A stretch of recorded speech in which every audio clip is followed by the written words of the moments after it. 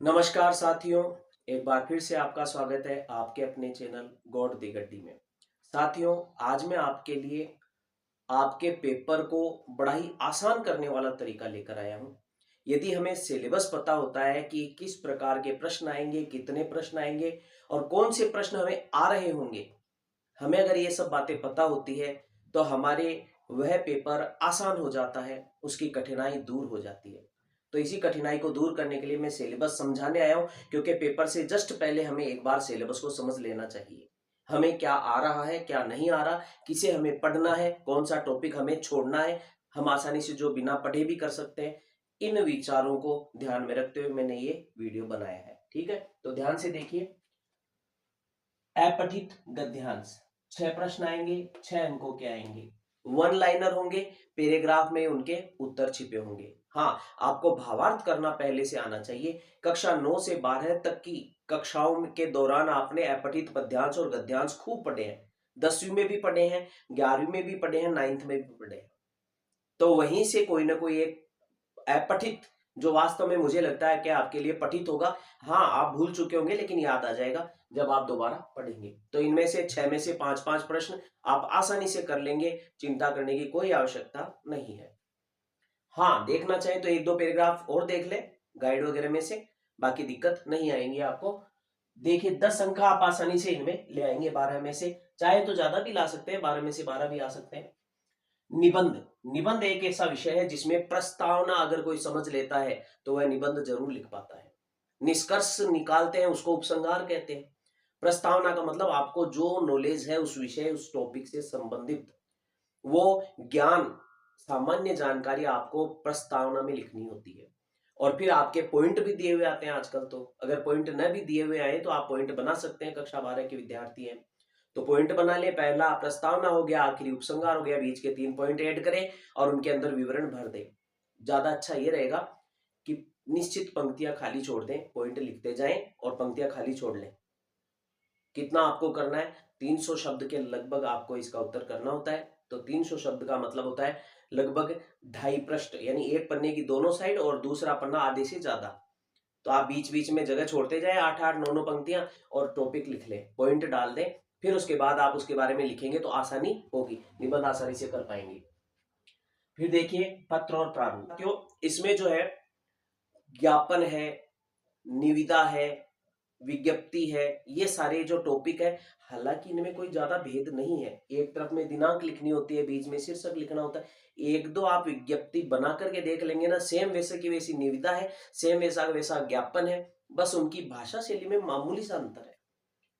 आप कैसा भी फॉर्मेट बना करके अगर वहां लिख आएंगे तो मुझे पूर्ण विश्वास है आप 1-2 बना लेंगे तो आपके पूरे में से पूरे अंक आ जाएंगे।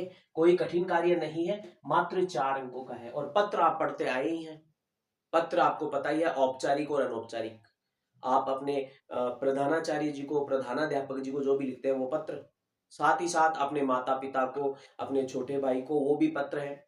अन्य जो है वो प्रारूप है, जैसे निविदा है, विज्ञप्ति है। तो वो आप 1-2 बना करके देख लेंगे, नहीं भी बनाएंगे तो भी एक बार आप अपनी गाइड में देख लेंगे, केवल नजर भर से निकाल लेंगे। शब्द जरूर छांट लीजिएगा, एक प्रश्न पर वो शब्द उठा करके लिख लीजिए जिनसे आप वो बना सकते हैं। ज्यादा दिक्कत नहीं, आप कैसा भी बना देंगे। दिनांक लिखनी होती है, एक तरह पत्रांक वगैरह लिखना होता है, बीच के अंदर शीर्षक लिखना होता है, फिर 3-4 लाइनों में उसका विवरण देना होता है, नीचे एक छोटी सी सारणी बनानी होती है और लास्ट में सौजन्य से किसने भेजा है वो लिखना होता है। इस प्रकार के सारे प्रारूप सेम ऐसे ही हैं, ज्यादा अंतर नहीं है प्रारूपों में। तो आप कोई भी 2 प्रारूप चयन कर लीजिए, उनको बनाकर देख लीजिए, हो जाएगा। आसान है, कठिन नहीं है। यहां तक के लिए आपके लिए बिल्कुल भी कठिन नहीं है। यहां थोड़ा सा आपको पढ़ना पड़ेगा, इनको केवल देखना भर है, इनको आपको पढ़ना पड़ेगा।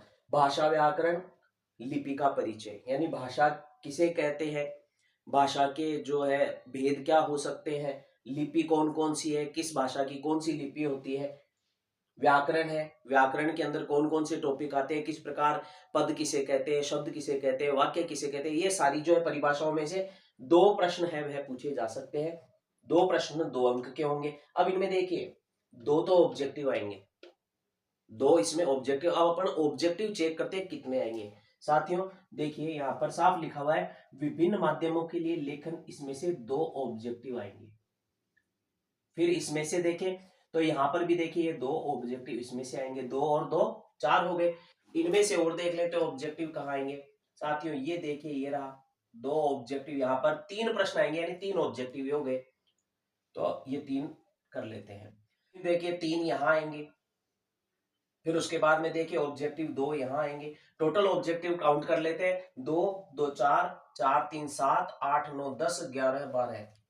तो देखिए साथियों यहाँ पर सिलेबस के अकॉर्डिंग 12 ऑब्जेक्टिव है वो आपके आएंगे, और 12 ऑब्जेक्टिव कम नहीं होते, बहुत सारे होते हैं और बड़ी आसानी से आ जाते हैं, कोई कठिनाई नहीं है। क्योंकि पाठों को अगर आपने एक बार देख लिया, मैंने अभी पिछला जो वीडियो डाला है वो वीडियो पद्य भाग का है, और पद्य भाग के लगभग सारे प्रश्न, इसमें जितने भी टाइप के प्रश्न बन रहे हैं वो टाइप के प्रश्नों का आप हल आसानी से कर सकते हो। उसमें मेनली तो ये वाले प्रश्न आसानी से हो जाएंगे, ये प्रश्न और ये प्रश्न तो आसानी से हो जाएंगे। ऑब्जेक्टिव प्रश्न है ज्यादातर कवि परिचय में से दे दिया जाता है, तो कवि परिचय मैंने उसमें पूरा नहीं बताया, शॉर्ट में बताया, तो आप एक बार कवि परिचय जरूर देख लीजिए, अन्य सब कुछ आपको आसानी से आ जाएगा।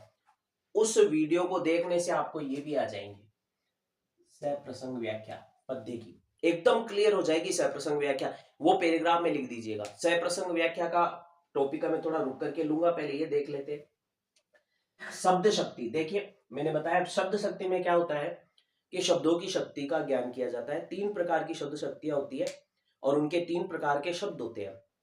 शब्द कौन से हैं? वाचक, लक्षक, व्यंजक। वाचक से बनी अभिधा, लक्षक के से बनी लक्षणा और व्यंजक से बनी व्यंजना शब्द शक्ति। इन तीनों को किस प्रकार से काम में लेते हैं, किस प्रकार के इनके सेंटेंस वाक्य होते हैं वो निर्भर है, उसी के अनुसार 2 अंकों के प्रश्न यहाँ आएंगे। 2 अंक का मतलब एक एक लाइन का उत्तर, तो आपको एक एक लाइन में उत्तर देना होगा। कोई वाक्य दिया हुआ आएगा और पूछेंगे कौन सी शब्द शक्ति है, या एक कोई पूछा जाएगा कि भाई लक्षणा शब्द शक्ति किसे कहते हैं, या ये पूछेंगे व्यंजना शब्द शक्ति की क्या पहचान है। इस प्रकार के प्रश्न पूछे जाएंगे।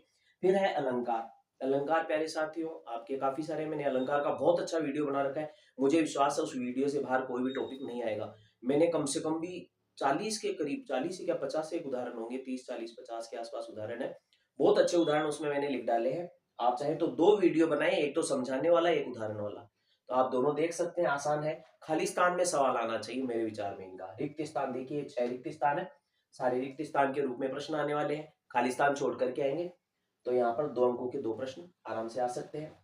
2 ऑब्जेक्टिव 6 खाली स्थान 8 अंक, 2 2 2, यानी ऑब्जेक्टिव में आप कर ही लोगे, खाली स्थान फिल करना है वो आप समझ ही जाएंगे। उदाहरण देख लीजिएगा। पारिभाषिक शब्दावली, साथियों ये मैंने वीडियो नहीं बनाया है क्योंकि मुझे इसका कोई विशेष नॉलेज नहीं है, शब्द शक्ति का भी नहीं बनाया है, लेकिन वो आप कर लेंगे। मैं कोशिश करूंगा एक आध दिन में इसका वीडियो बना दूं, संडे से पहले पहले अपलोड कर दूं। पारिभाषिक शब्दावली का मैं नहीं बनाऊंगा, आप खुद देखिएगा, अंग्रेजी के शब्द आते हैं और मैं हिंदी विषय का, मैं क्यों कोशिश करूं, तो आप कोशिश कीजिएगा साथियों। फिर है सप्रसंग व्याख्या। सप्रसंग व्याख्या में क्या करें, याद रखिएगा, सप्रसंग इसमें लिखा है, प्रसंग 2 अंकों का इसका है, प्रसंग 2 अंकों का इसका है। प्रसंग में क्या किया जाता है सुनिएगा। प्रसंग में लिखा जाता है कि ये पद्यांश या ये गद्यांश किस पाठ से लिया गया, तो ये इस पाठ से लिया गया, पाठ का नाम लिखना आपको। फिर उसके रचनाकार कौन है, अगर कोई कवि है, कविता है तो कविता के लेखक, कवि, और अगर कोई पाठ है तो उसके लेखक, उनका नाम। फिर उसके बाद में उसमें किसके बारे में बताया, तो पहले तो क्या गया पाठ का नाम, फिर आ गया उसके कवि या लेखक का नाम, और फिर उसके बाद के अंदर आएगा इसमें किस बारे में बताया गया है। ठीक है साथियों, अगर ये 3 बातें आपने बता दी तो ये तीसरी वाली बात 2 लाइनों में आएगी, बाकी 1 लाइन में हो जाएगी। आपको आसानी से 2 और 2 4 अंक आसानी से मिल जाएंगे, और जो लिखा है उसका सामान्य अर्थ आप स्पष्ट कर दीजिएगा अपने भाषा में, आपके शब्दों में। अब जब आप उसको स्पष्ट कर देंगे तो आपके पूरे 6 में से 6 अंक आसानी से आ जाएंगे। मुझे लगता है ये चीज, ये यहां से लेकर का ये यहां तक का मटेरियल, इतना मटेरियल ये है ना, ये आप बड़ी आसानी से कर सकेंगे। ये आपको पढ़ना पड़ेगा, मैंने कवियों का विवरण है पढ़ने का कहा है, या तो चाहे गद्य लेखकों का याद कर ले या कवियों का कर ले, 4 अंक पक्के हो जाएंगे। 4 अंकों का एक प्रश्न आएगा तो 4 अंक आपके पक्के हो जाएंगे। प्रश्नोत्तर गद्य भाग के कहां से आएंगे, देखिए तीन ऑब्जेक्टिव मैंने अभी बताए हैं कि कवि लेखक परिचय में से आएंगे, या फिर पाठ का जो सार आता है ना पाठ से पूर्व, उसमें से आएंगे। पाठ के बीच में से भी छोटे छोटे प्रश्न बनते हैं, तो वो भी आप देख लीजिए। लघु प्रश्न, ये विचारात्मक प्रश्न है। मैंने पूरी किताब करवा रखी है, ये सारे अगर आप वो किताब के सारे पाठों को पढ़ लेते हैं, वीडियो देख लेते हैं, तो इनमें से एक भी सवाल गलत नहीं होगा। ये व्याख्या तक का इतने सारे सवाल सब सही हो जाएंगे, इस कवि परिचय को छोड़कर। कवि लेखक परिचय का नहीं कह सकता, बाकी यहाँ तक के सभी प्रश्न एकदम सही हो जाएंगे। वितान है, उसका मैंने कुछ भी नहीं करवाया वीडियो में। तो देखिए ऑब्जेक्टिव आएंगे, मैं अभी एक वीडियो बनाऊंगा जिसमें वितान के कुछ महत्वपूर्ण प्रश्नोत्तर आपके सामने लेकर आऊंगा। ऑब्जेक्टिव प्रश्न, लघुत्तरात्मक प्रश्न 2 आएंगे, जिसके अंदर आपको 2 अंकों के आ रहे हैं, 2-2 अंकों के। तो देखिए कितना कितना उत्तर लिखना है ये भी बता देता हूं। अगर वन लाइनर है, 1 अंक का है, तो उसको ज्यादा से ज्यादा कितना लिख सकते हैं? अगर कोई पैराग्राफ में से आपको लिखना पड़े पठित वाले में से, ये वाले में से ये प्रश्न, तो इंटू 3 कर लो। 3 पंक्ति से ज्यादा उत्तर नहीं लिखे किसी हाल में, नहीं तो आपका पेपर छूट सकता है। 3 पंक्ति से ज्यादा, 1 अंक का अगर कोई है तो 3 पंक्ति से ज्यादा बड़ा उत्तर न दें। 2 अंक का है तो 6 से 7 पंक्ति से ज्यादा बड़ा उत्तर नहीं दे। और अगर 3 अंकों का है यानी वो निबंधात्मक है, तो आपको लगभग 9 से लेकर के 12 पंक्ति तक का उत्तर आपको देना है। 9 से 12 पंक्ति तक का उत्तर आपको देना है। इस प्रकार से आप उत्तर दे सकेंगे। निबंधात्मक प्रश्न आप कर सकेंगे। निबंधात्मक में जो है पद्य भाग में तो क्या होता है, आप सारांश याद कर लो। पद्य भाग में कविता का मूल भाव प्रतिपाद्य वाला प्रश्न जो है वो आप लास्ट का याद कर ले। वो पद्य भागों का अगर वो याद कर लेंगे तो आपके कोई गलत होगा ही नहीं। इनमें भी सारांश वाला प्रश्न देख लें, गद्य भाग में भी देखिए। कृतिका के अंदर 2 प्रश्न आएंगे 6 अंकों के। ये बड़े प्रश्न आपको याद करने कौन कौन से हैं? आपके जो वहां पर 4 पाठ है उसमें, तो क्रम तो मेरे को पूरा व्यवस्थित नहीं है, लेकिन आपको फिर भी मैं प्रयास कर लेता हूं। पहला तो एक तो सिल्वर वेडिंग, तो सिल्वर वेडिंग में जो जो सीख है किशनदा की वो सारी याद कर ले। दूसरा पाठ है आनंद यादव का जूझ, तो किस प्रकार से आनंद यादव को अपनी शिक्षा में कौन कौन सी कठिनाइयां उठानी पड़ी और क्या क्या करना पड़ा पढ़ने के लिए, किस प्रकार से वह एक लेखक के रूप में प्रतिष्ठित हुए, ये प्रश्न आपके इंपॉर्टेंट हो जाता है। और फिर तीसरा पाठ आता है आपके मोहनजोदाड़ो वाला, अतीत के दबे पांव ऐसे करके कुछ है। तो उस पाठ में से आपको मोहनजोदाड़ो की जो सभ्यता है, जल संस्कृति की सभ्यता है, तो उसको आपको स्पष्ट करने वाला प्रश्न आपसे पूछा जा सकता है। और चौथा पाठ है आपके वो एन फ्रैंक की डायरी है, तो डायरी के पन्नों के अंदर डायरी के महत्व के बारे में पूछा जा सकता है, ऐसा कोई सवाल हो सकता है। तो साथियों 4 प्रश्न मैंने आपको समझाए। इन 4 में से अच्छा रहेगा कि आप इनको याद कर लें और आपको आसानी से 2 अंक, क्षमा कीजिएगा, 2 प्रश्न जो 3-3 अंकों के आएंगे और टोटल 6 अंकों के होंगे निबंधात्मक, तो वो आप आसानी से हल कर सकेंगे। तो प्यारे साथियों मुझे लगता है कि इसमें से बड़ी आसानी से आप 80 अंकों में से 50 से 60 के बीच बिना पढ़े भी ला सकते हैं। और बाकी देखिए इनको तो पढ़ना ही पड़ता है, जैसे व्याकरण आपको पढ़नी पड़ेगी, साथ ही साथ कवि परिचय या लेखक परिचय में से एक साइड का आपको याद करना पड़ेगा, ठीक है। और ये जो ऑब्जेक्टिव वाले हैं इनके लिए आपको गाइड में से जितने भी ऑब्जेक्टिव है वो देख लेने चाहिए, ये ऑब्जेक्टिव गाइड वाले देख लेने चाहिए। तो ये देख लीजिए, ये ऑब्जेक्टिव वाले ये देख लीजिए, ये आपको आसानी से आ जाएंगे।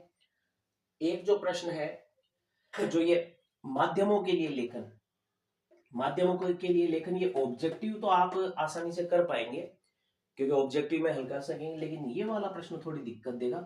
तो इनसे रिलेटेड में वीडियो में आपके कुछ बता दूंगा। तो देखिए मैं वीडियो किस किस का बना सकता हूँ वो मैं आपको इशारा कर देता हूँ। एक तो इसका, दूसरा साथ ही साथ में मैंने शब्द शक्ति का नहीं बनाया है तो इससे रिलेटेड इंपॉर्टेंट भी है, और उसमें इसके भी कुछ प्रश्न ऐड कर दूंगा। पारिभाषिक शब्दावली में नहीं करूंगा, अलंकार का मैंने बना दिया है। फीचर आलेख है, या आपको पैराग्राफ ही लिखना है, करना कुछ भी नहीं है। जो है फीचर आलेख आए, जो भी पॉइंट आपको सामने दिख रहा है उसके बारे में 12 से 15 लाइन लिख दीजिए, बस। ज्यादा सोचने की आवश्यकता नहीं है।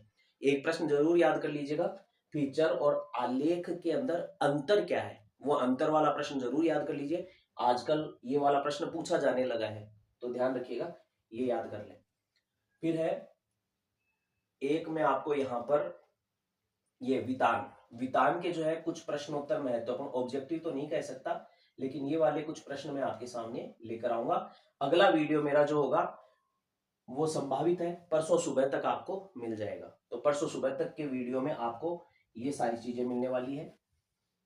यहाँ तो एक पॉइंट ये, दूसरा पॉइंट ये, और तीसरा पॉइंट ये। तो इन तीनों में से लगभग जो आपके कठिन होने वाले हैं वो कठिनाई में हल करवा दूंगा। आप कहेंगे तो एक कवि परिचय का और बना दूंगा, संपूर्ण कवि परिचय।